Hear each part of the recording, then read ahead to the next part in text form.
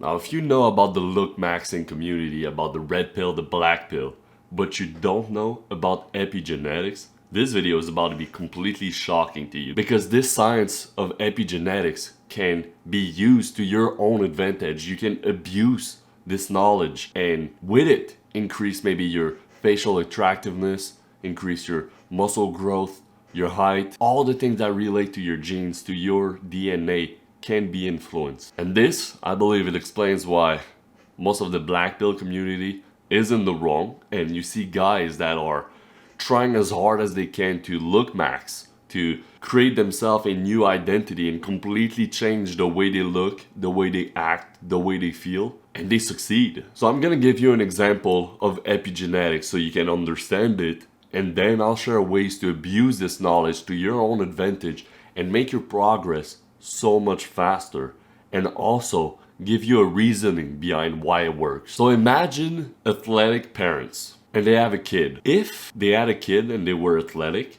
but then they became, let's say, morbidly obese and out of shape, still the kid of these parents, because of the influence on the epigenetics whilst the kid was still inside the mom, will completely affect the genes, or at least the way this baby will read his own genes. Meaning that the baby will be healthier if the parents were healthier when they gave birth to this kid. So this means that even if your DNA doesn't change, if your genes don't change, the way you read your genes, the way you will transcript certain proteins will be affected, and you can utilize this knowledge and ways to optimize how you will read your genes. So in a way, optimize your DNA to your own advantage so you can kind of make the most out of your current genetics. Because of course, we can't change DNA, at least not yet,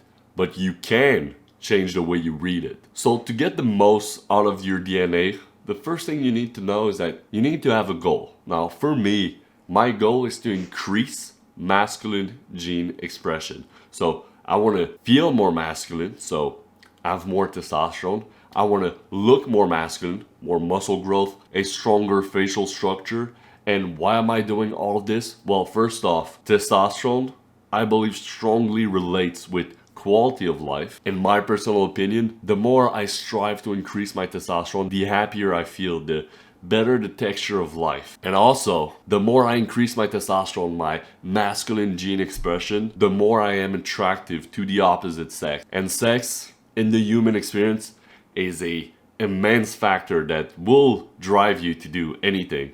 So it does for me, right? So the first logic you need to understand to optimize your genes, and I'm gonna take optimizing masculine gene expression as an example, but a great way to optimize your epigenetics is to understand this concept of evolutionary accurate lifestyle. Now, if you've done a little bit of science, a little bit of evolutionary science, you will understand this one. Basically, your body evolved and adapted to certain lifestyle. And currently in this modern world where everything changed so quick, we don't have the time to adapt, to evolve to our current lifestyle of, these screens everywhere, these microplastics. So a great way to get the most out of your genetics is to live a lifestyle that is similar, or at least in some sense, of what a human lifestyle would be 1,000, 10,000 years ago, 100,000 years ago, and living a evolutionary accurate life. Does this mean you go naked, you go run in the streets, and you act like a monkey?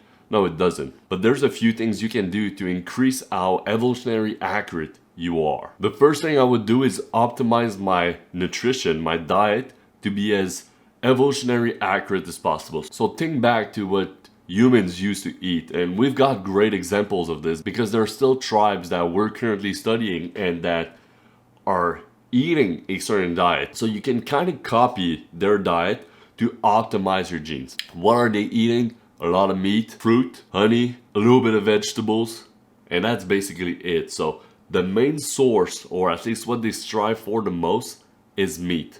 So not only are we talking about the muscle meat, but also the organs. That's one great way. The second one would be to optimize your sleep. If you go to bed when sun goes down and sunrise, that could be a great way to go about it. But if you live way up in the north or way under in the south, this could be kind of biased. Over here, sometimes the day can get really short or very long, so you wouldn't want to go for that. But still, optimizing sleep, optimizing exercise, so walking a lot.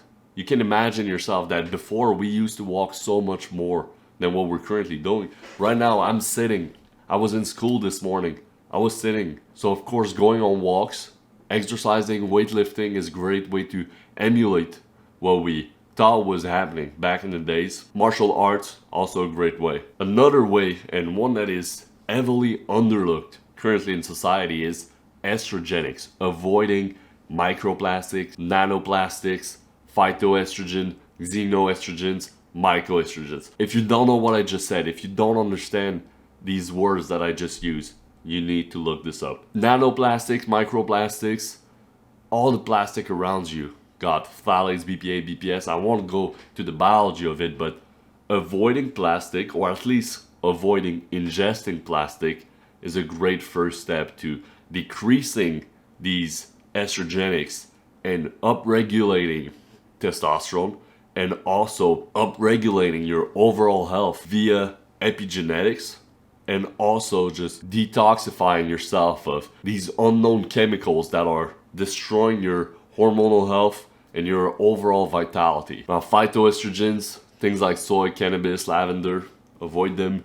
Mycoestrogens, these are mold. So how do you avoid eating mold? Well, in a lot of seeds, the way they are stored, there's a bunch of mold there and you want to avoid them. Then xenoestrogens, these are basically all the things that you don't know the name of. When you read an ingredient label and there's like this long name and it's an ingredient that you don't know of, sounds like a weird chemical, it's probably a xenoestrogen. So staying as natural as possible and being evolutionary accurate by avoiding estrogenics. Now, another way that has nothing to do with how evolutionary accurate you are to optimize epigenetics is to use these mechanisms in your body to your own advantage. So going to the gym is a great way to hack your body. Basically, going to the gym is faking that you're under a lot of stress. Yes, you're under a lot of stress when you're in the gym, but if you think about why we evolved this way, it's not for the gym gains, but you're using this mechanism to increase muscle growth to look sexier and appeal to more girls. Basically what you're doing when you're going to the gym. And I understand why, and I do the same. So going to the gym, optimizing protein synthesis, eating enough protein, and you can even time your protein intake to optimize this mechanism inside your body. And another one would be testosterone. So you could inject yourself with testosterone, but I would never do that because of the side effects. But what you could do is increase your natural testosterone production via hacking these mechanisms. This could be supplements, this could be perfect sleep schedule, perfect diet, you taking blood tests and optimizing your micronutrients and seeing the effects on your testosterone levels. You can biohack yourself, optimize your epigenetics, and live a better life. I hope you enjoyed today's video, and I'll see you guys in the next one. Mwah.